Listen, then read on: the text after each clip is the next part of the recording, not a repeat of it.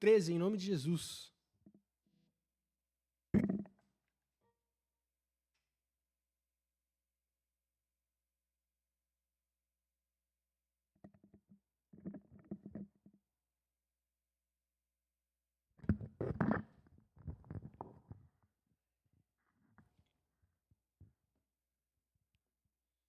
Carta de Paulo aos Gálatas, primeiro capítulo. Nós vamos do versículo 10 até o versículo 12, na verdade. Amém? Diz assim a palavra de Jesus: Por acaso eu procuro agora o favor das pessoas ou o favor de Deus? Será que procuro agradar pessoas? Se eu estivesse procurando agradar pessoas, eu não seria servo de Cristo. Mas eu informo a vocês, irmãos, que o evangelho por mim anunciado não é mensagem humana, porque eu não recebi de ser humano algum, e nem me foi ensinado, mas eu recebi mediante revelação de Jesus Cristo. Fechem seus olhos.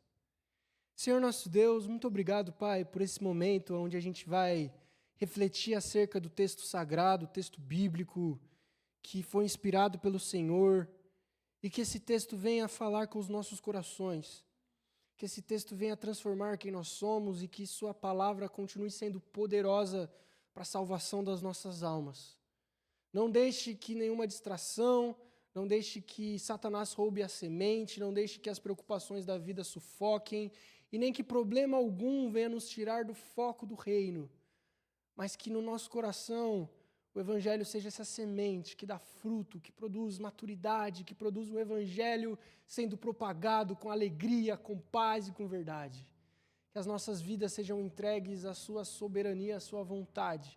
Nos direcione nesse momento e continue levantando a sua igreja, todos nós, a vivermos por isso, por pessoas que se reúnem em torno da palavra de Jesus. É isso que a gente ora e desde já agradece, em nome de Cristo. Amém. Pode sentar minhas irmãs, pode sentar meu irmão. Mais uma vez, que a paz do Senhor Jesus esteja com vocês. Espero que vocês estejam tendo uma excelente noite de terça-feira, uma semana que se inicia. Agora já estamos no mês de dezembro e graças a Deus, porque na minha opinião, novembro colocou uns 40 dias aí nesse mês. Chegava tudo, mas não chegava o final de novembro, e aí a grana vai acabando, não chega dezembro, e a gente fica, meu Deus do céu, quantos dias será que tem novembro? Isso porque teve bastante feriado. Mas graças a Deus, chegamos em dezembro que é um mês de festividade, é um mês onde muitos de nós vamos entrando em recesso, é um mês que as pessoas geralmente estão mais felizes, 13º às vezes cai no salário de alguns, então é um momento bom, é um momento onde a gente pode estar agora refletindo com mais calma de um ano que já passou, de um ano que já aconteceu. Então é um prazer estar com vocês nessa noite, tanto vocês presencialmente, principalmente, e quanto a vocês que nos acompanharão, que nos acompanham de maneira online, virtual. Que Deus sempre esteja nos nossos corações, nesses momentos onde a gente se reúne para ler o texto bíblico, que é a coisa mais maravilhosa que existe. Eu confesso que diante das diversas adversidades da vida, não existe nenhum momento mais ímpar do que quando eu abro. Eu acho que também é o sentimento nosso de quando a gente abre o texto bíblico. Alguns dias atrás eu tive um sentimento onde não estava muito bem, estava meio triste, mas parece que é uma mágica, que na verdade é o poder do Evangelho, que quando a gente abre esse livro, quando a gente começa a ler essa escritura, a gente é tomado de uma alegria, de uma paz, que parece que não existe mais problema, parece que as coisas somem por um momento, parece que Deus nos conduz a uma motivação nova, a uma força nova, a uma esperança nova.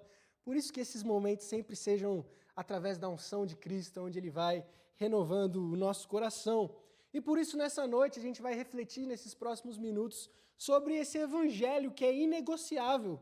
Um evangelho que é tão poderoso para sustentar o cansado, para levantar o caído, para dar vida ao que está morto. Mas qual que é o conteúdo desse evangelho?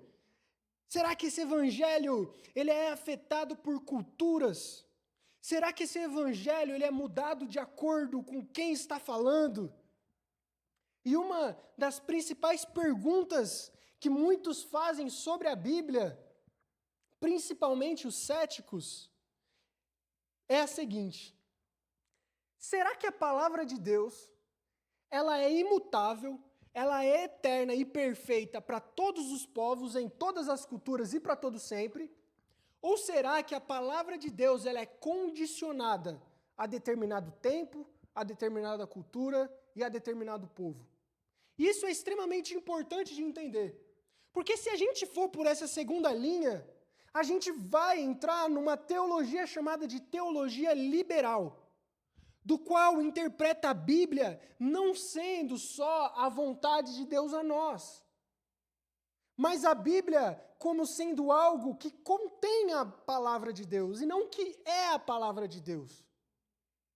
Essa linha de raciocínio vem nos falar que tudo que está escrito na Bíblia foi escrito para determinada cultura, em determinado contexto, para determinado público. E que para os dias atuais isso não faz muito sentido, isso não tem muita lógica e isso não deve ser interpretado de igual forma. Por isso há um constante esforço na atualidade de atualizar a Bíblia, de abrir mão de alguns princípios, abrir mão de alguns valores que, segundo tais pessoas, não faz mais sentido para o tempo atual. E nisso entram diversos temas, como, por exemplo, a sexualidade, onde muitos afirmam que, hoje em dia, os padrões de sexualidade não se encaixam com a Bíblia.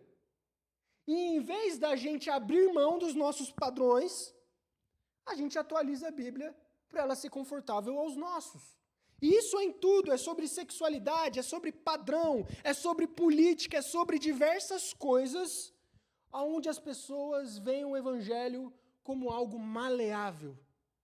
E aí, dependendo do pastor, dependendo da irmã, dependendo do irmão, dependendo da pessoa que for pregar, da pessoa que for estudar, explicar e falar sobre a Bíblia, vai ser um conteúdo totalmente diferente.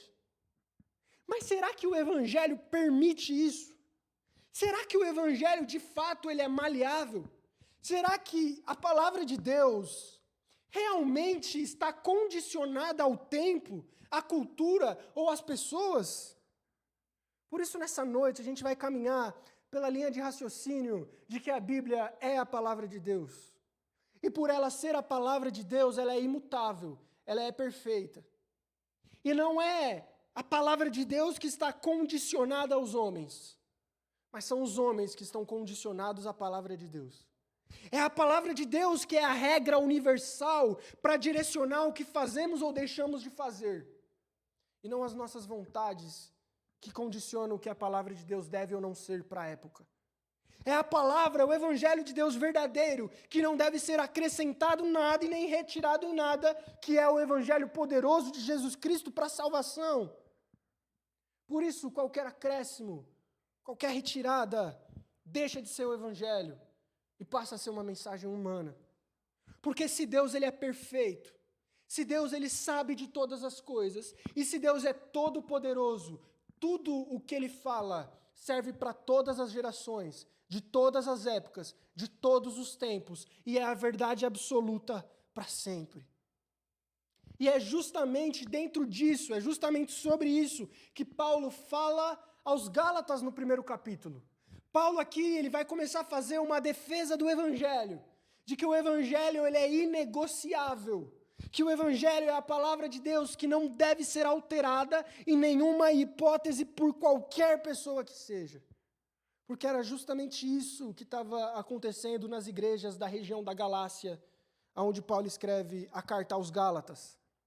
No capítulo 1, no versículo 6, Paulo começa assim: eu estou muito surpreso em ver que vocês estão saindo, estão passando tão depressa daquele que os chamou na graça de Cristo para outro evangelho, o qual na verdade nem outro é, porque alguns de vocês estão perturbando e querem perverter o evangelho de Cristo. Mas ainda que nós, ou um anjo que vem do céu, pregue um evangelho diferente daquele que foi pregado, que seja anátema ou maldição. Como já dissemos e agora repito, se alguém pregar um evangelho diferente daquele que já receberam, que seja amaldiçoado. Diferente de todas as cartas que Paulo escreve às igrejas no Novo Testamento, A carta aos Gálatas é a única igreja que Paulo não faz nenhum elogio. Diferente de todas as cartas, se a gente for pegar para ler Coríntios, Romanos, Tessalonicenses, Efésios, Paulo sempre começa com uma saudação. Eu, Paulo, servo de Jesus Cristo, junto com Timóteo, meu cooperador da fé, escrevo essas cartas, aí começa com uma oração, né? Graças dou, bendito seja o Senhor Jesus Cristo, oro por vocês. Todas as cartas é assim. Gálatas não. Gálatas não tem motivo nenhum para começar agradecendo, saudando, ou sequer com uma oração bonita aos Gálatas. Mas Paulo começa com os dois pés na porta. Ele já começa mostrando que ele é apóstolo não da parte de homem, mas da parte de Deus. E ele já começa falando que eles abandonaram o evangelho por outro. É a carta mais dura do apóstolo Paulo. Nem a igreja de Corinto, aonde os irmãos estavam se processando na justiça, aonde a imoralidade sexual tomou conta da igreja, aonde o culto estava desordenado, Paulo foi tão duro quanto na carta aos Gálatas. Nem na igreja, onde tinha todos os tipos de pecado. Obrigado, viu, Jacília? Nem na igreja, onde os erros eram comuns, Paulo foi tão duro quanto aos Gálatas. Porque Paulo entende que o pior dos erros não é nem a imoralidade sexual, não é nem a rixa entre os irmãos, não é nem nenhum pecado desses, mas é distorcer o evangelho. Por isso Paulo é tão duro aos Gálatas. Porque qualquer outro dos pecados, existe a graça de Cristo. Mas se o evangelho é deturpado, já não existe mais a graça de Jesus. Por isso a carta onde o apóstolo é tão duro. Porque a igreja da Galácia estava flertando com a coisa mais séria que existe. O evangelho que é verdadeiro. Por isso, não existe acréscimo nem decréscimo a essa mensagem que é pura, que é verdadeira e que é eterna. E é através desse argumento, é através desse evangelho que é inegociável, é esse evangelho que deve ser pregado, sem tirar um tio, como disse Jesus, que cada letra deve ser dita, cada palavra deve ser pronunciada, que nós não devemos deixar de falar, que Paulo vai falar, um dos principais argumentos da carta aos Gálatas, que vai nortear o capítulo 1 e o capítulo 2, que é o texto básico que a gente leu, que vai do versículo 10 até o versículo 12. Paulo ele vai dizer o seguinte argumento, e esse é o primeiro ponto da nossa reflexão de hoje à noite. Qualquer um que queira viver o evangelho verdadeiro vai ter que escolher entre agradar a Deus ou agradar as pessoas. E isso é muito forte, muito importante entender. Se nós quisermos viver o evangelho inegociável, é impossível agradar Deus e agradar as pessoas. Em algum momento da nossa jornada, a gente vai ter que escolher um dos dois. Não tem como fazer os dois ao mesmo tempo. É algo totalmente contrário. Um evangelho verdadeiro e inegociável e pessoas sendo continuamente agradadas. Paulo trabalha que é impossível uma pessoa que viva o evangelho inegociável ter os dois. É o que ele diz no versículo 10. Por acaso eu procuro agora o favor das pessoas ou o favor de Deus? Procuro agradar as pessoas? E aí a tese central. Se eu estivesse procurando agradar as pessoas, eu não seria servo de Cristo. Paulo fala com todas as letras que é impossível ser servo de Cristo enquanto procura agradar os outros. Por isso, diante do Evangelho, Paulo está querendo dizer que nós vamos ser tentados a negociar aquilo que nós acreditamos, aquilo que nós vivemos e aquilo que deve ser dito, para que as pessoas sejam agradadas. Sejam os nossos colegas da faculdade, que vão nos oferecer festas, bebidas para sermos incluídos, rolês, diferentes ofertas, e aí a gente vai ter que escolher se a gente vai agradar eles, se a gente vai agradar a Deus. Mas isso também é no trabalho. quando a gente tem uma oportunidade de ganhar o dinheiro extra ilícito, quando a gente tem uma oportunidade de, no nosso imposto, fazer diferente, é quando a gente tem uma oportunidade de ou agradar as pessoas ou agradar a nós mesmos, em vez de agradar Deus. E esse é um conflito cotidiano, aonde se nós procuramos agradar a Deus, nós devemos aceitar que nós vamos ter que desagradar alguns, dos quais nós fazemos parte desse alguns. Paulo está falando que é impossível agradar a nós mesmos, é impossível que a gente seja continuamente agradado se a gente viver esse evangelho verdadeiro. E é justamente essa tensão da carta aos Gálatas. O povo dessas igrejas queria mudar o evangelho. O povo dessa igreja queria que os novos convertidos fossem circuncidados. O povo dessa igreja queria que os novos na fé, que os gregos que se converteram, assumissem os mesmos costumes judaicos. E Paulo tinha a opção de falar, tudo bem, eu não quero briga, eu não quero problema, eu não quero BO entre esses dois públicos. Vou aceitar. Não quero problema com os judeus. Eu não quero problema com essa galera. Então, tudo bem, vai, deixa ele ser assim. Não. Paulo mostra que é impossível ser servo de Cristo se a gente procurar agradar as pessoas. Paulo ele tinha esse conflito entre os gregos e os judeus que estavam na mesma igreja. E para cuidar desse conflito, Paulo ele tinha a opção de abrir mão de alguns valores. Paulo tinha a opção de falar que está tudo bem. Paulo tinha a opção de passar a mão na cabeça. Paulo tinha essa opção, mas o que Paulo está querendo dizer é, ou eu passo a mão na cabeça, ou eu procuro que vocês se sintam bem, ou eu sou servo de Cristo. Os dois eu não consigo. E aí Paulo fala, mas não me levem a mal. Não sintam raiva de mim. Porque o evangelho que eu anuncio não veio de mim. Eu não estou falando o que eu quero, não estou falando o que eu gosto, não estou falando o que eu prefiro. Eu estou falando o que eu recebi mediante Jesus Cristo. Paulo está falando que a tarefa dele não é anunciar um conteúdo que vem do próprio coração. A tarefa de nós que vivemos em igreja, a tarefa de nós que somos crentes no mundo, na família, na igreja, não é falar para as pessoas ou para nós mesmos aquilo que gostamos, aquilo que preferimos, aquilo que nos faz sentir bem, aquilo que nos agrada, mas é falar a revelação de Jesus. Isso vai nos desagradar. Paulo está falando que é inevitável que a gente se desagrade. É impossível a gente ficar agradado. Eu acho que um dia você já sentiu vontade, se você é crente adventista da promessa, de comprar de sábado.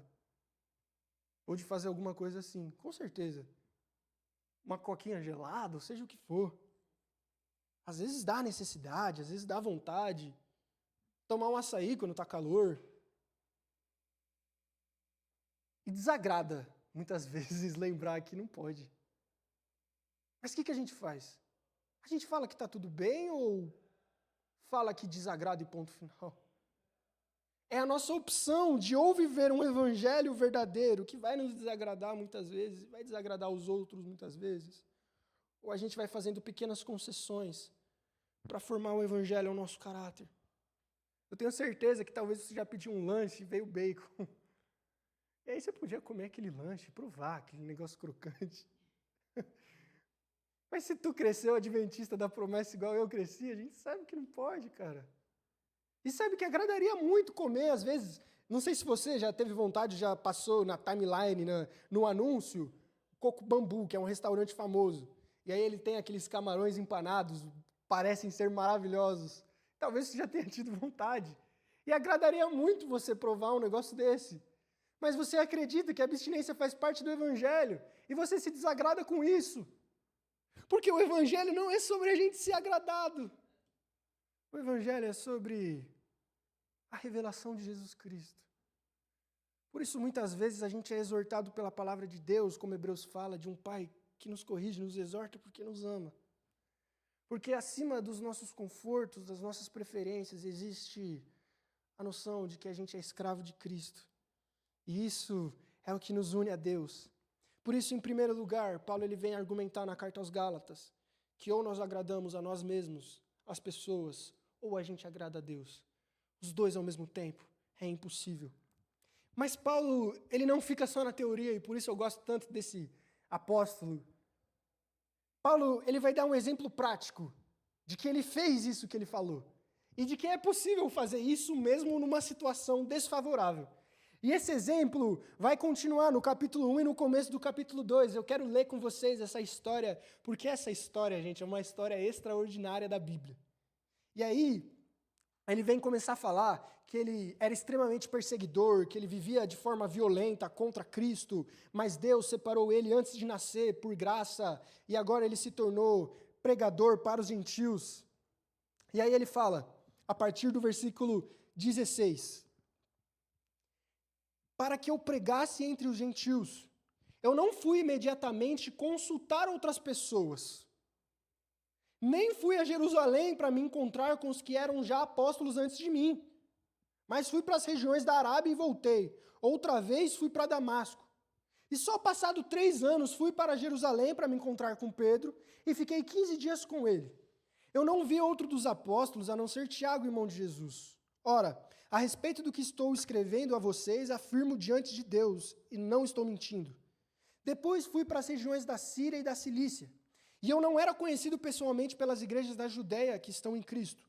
Eles somente ouviam, aquele que antes nos perseguia, agora prega a fé, que no passado procurava destruir, e glorificavam a Deus ao meu respeito. O que Paulo está querendo dizer nesses versículos? Paulo está falando que quando ele se converte, ele não vai pedir autorização de ninguém para pregar. Ele não vai se consultar com ninguém. Ele não pede permissão. Ele fala que ele não precisa ir para Jerusalém, que era o centro, era a capital, era os caras mais tops para pegar a autorização deles. Ele fala, não, eu só fui pregar onde precisava. Porque eu não fui chamado por pessoas, eu fui chamado por Cristo. E aí no capítulo 2, Paulo vai ser mais incisivo ainda nisso, que ele não está nem aí para a opinião das pessoas, e muito menos para procurar agradar os outros. Ele só quer cumprir o chamado dele. Mesmo que isso custe a vida dele. E aí ele fala em Gálatas 2, 14 anos depois, fui outra vez a Jerusalém com Barnabé, levando comigo também Tito. Fui em obediência a uma revelação, e apresentei a eles o que prega o evangelho entre os gentios, mas eu fiz isso em particular, para os que pareciam serem os mais influentes, para eu não correr ou ter corrido em vão. Mas Tito, que estava comigo, mesmo ele sendo grego, ele foi obrigado a se submeter à circuncisão. Mas eu não o circuncidei. E isto surgiu por causa dos falsos irmãos que se infiltraram na igreja para espreitar a liberdade que temos em Cristo e queriam nos reduzir à escravidão. Mas a estes nós não nos submetemos por um instante sequer, para que a verdade do evangelho permanecesse entre vocês. Segundo exemplo que Paulo dá, Paulo leva um colega de missão chamado Tito, e Tito é grego, e os judeus queriam que ele fosse circuncidado. E Paulo podia circuncidar Tito, porque ele faz isso com Timóteo, que nem está em Atos. Se Paulo circuncidasse Tito, ele ia agradar as pessoas. Se Paulo circuncidasse Tito, ele ia ser mais aceito na comunidade. Mas Paulo fala, eu não vim agradar as pessoas. Nós não nos submetemos a ele por um instante sequer. Paulo, ele é tão convicto do evangelho que não importa o que as pessoas digam ou façam a ele não procura agradar pessoas, ele procura agradar Cristo. E aí Paulo vai dar o terceiro exemplo, e esse é para cair da cadeira. Enquanto aqueles, versículo 6 de Gálatas 2, que pareciam ser alguma coisa, olha como é forte o que Paulo fala. E quanto aqueles que pareciam ser alguma coisa, o que eles foram no passado não me interessa. Deus não aceita a aparência do homem, ou não faz acepção de pessoas. Esses, digo, que pareciam ser de maior influência, nada me acrescentaram. E quando eu li esse texto, estava estudando, isso até pareceu meio arrogante, né, da parte de Paulo. Porque Paulo chega na igreja e está Tiago, Pedro, João, a galera top. E aí Paulo chega na igreja e fala, sabe essa galera aí que todo mundo fala que são os caras? Cheguei lá, fiquei um tempo com eles e, gente, não me acrescentaram em nada. Mudou nada na minha vida. Nem aprendi, nem desaprendi nada com eles. Pelo contrário, olha o que ele fala no versículo 7.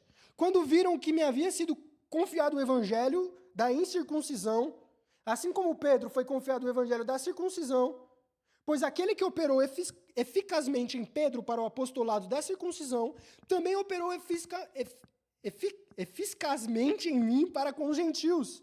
E quando reconheceram a graça que foi me dada, Tiago, Pedro e João, que eram reputados como colunas, estenderam a mão a mim e a Barnabé, a mão direita em comunhão, a fim para que fôssemos com os gentios e eles para os judeus.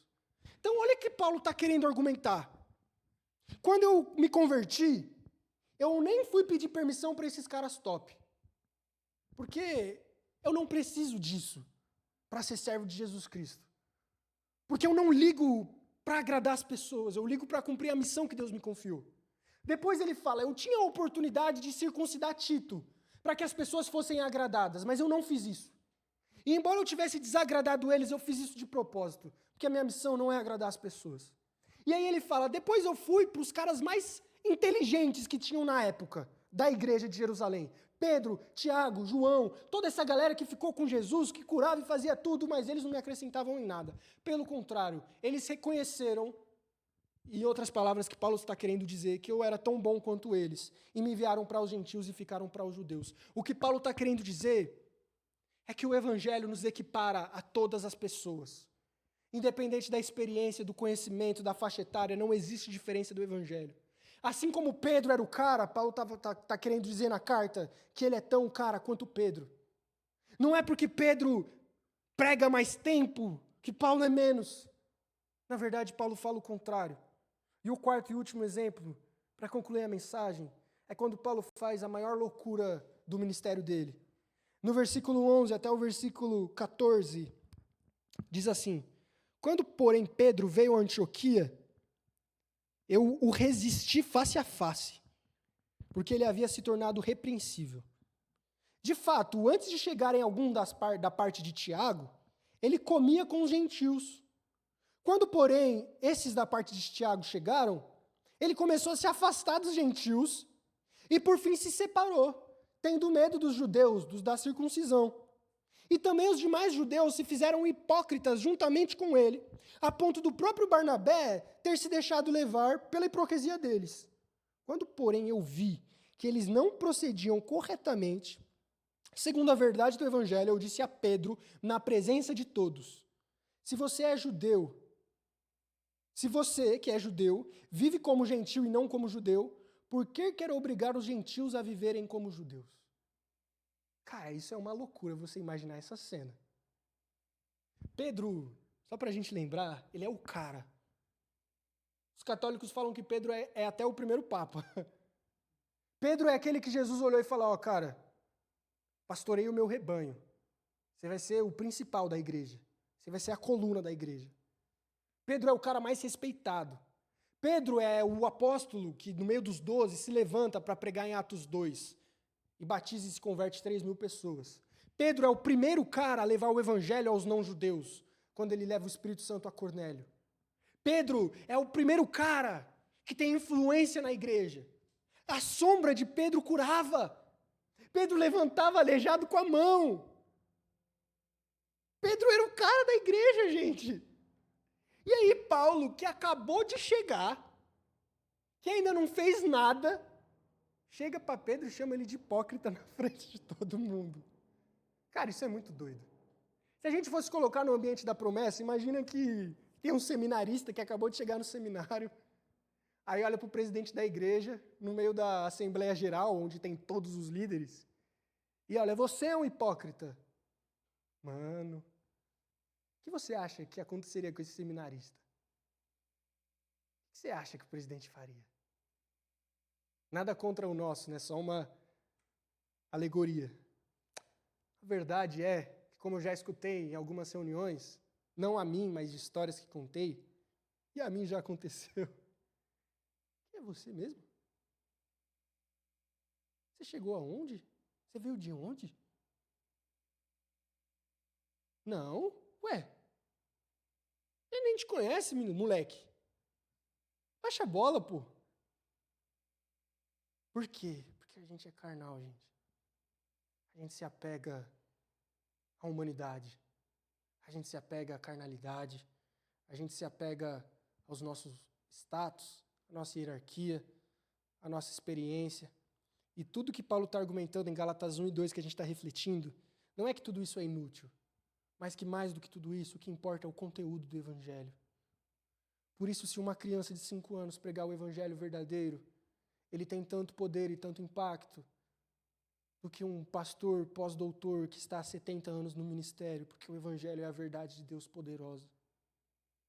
Porque o Evangelho ele não é feito para agradar as pessoas, o Evangelho é feito para fazer a vontade de Deus. Por isso mesmo que nós venhamos a desagradar os outros, mesmo que você venha a desagradar os seus amigos, mesmo que você venha a desagradar os seus colegas, os seus familiares, mesmo que o Evangelho venha a desagradar você mesmo, não renuncie o Evangelho. Não negocie esse conteúdo maravilhoso, porque o Evangelho não foi feito para agradar.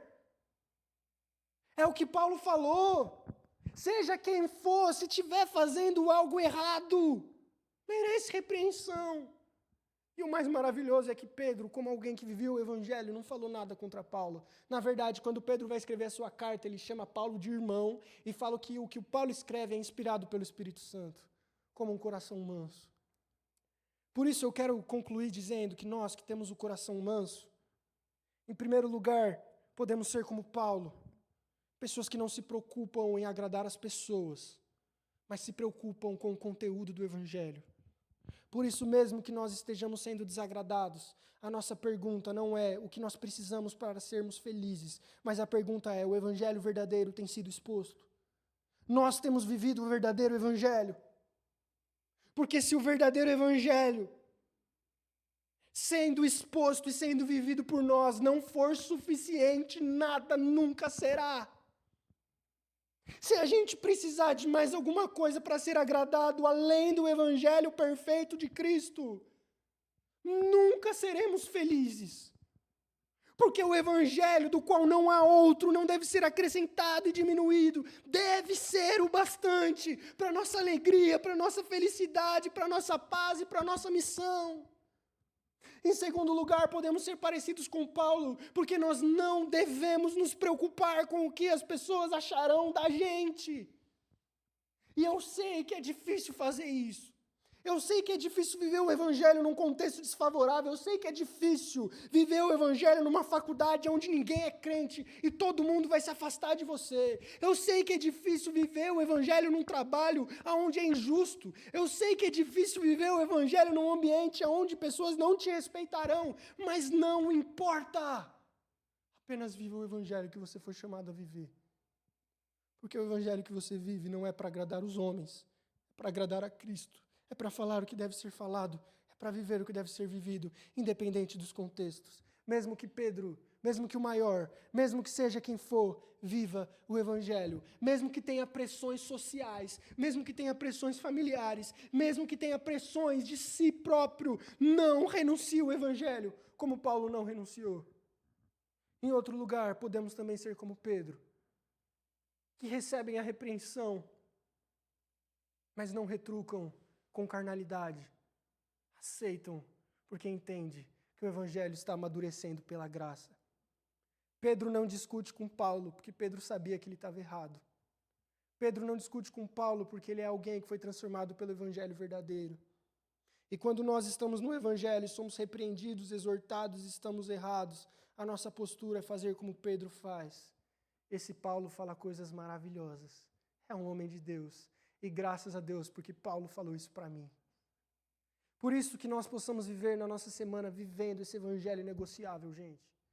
Um Evangelho onde o centro dele não é agradar as pessoas, não é fazer as pessoas felizes.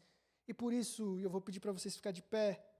Cristo é esse que nunca no seu ministério procurou agradar aos outros. Mas Cristo é esse onde a vida toda desagradou pessoas por onde ele quer que passava. Cristo desagradou a multidão, Cristo desagradou os mestres da lei, Cristo desagradou todos. Desagradou os governadores, desagradou o prefeito. Mas o que fez Cristo continuar o seu ministério é porque a mensagem dele não estava baseada no que as pessoas iam achar, na quantidade de pessoas que ia se reunir, ou no que as pessoas iam ficar felizes ou tristes. Ele simplesmente falava que ele foi enviado. Por isso, a nossa missão não é negociar o evangelho para que as pessoas aceitem. A nossa missão enquanto igreja não é deixar a porta um pouco mais larga para que as pessoas entrem. Não é deixar o evangelho um pouco mais fácil para que a gente se reúna. Nossa missão é pregar o evangelho verdadeiro, independente do que aconteça. Porque é para isso que nós somos chamados. Sermos servos de Cristo e não das pessoas. Feche seus olhos em nome de Jesus, vamos orar. Senhor nosso Deus, muito obrigado, Pai, por essa reflexão que o Senhor nos proporcionou nessa noite. Por isso eu oro pedindo perdão por nossas falhas,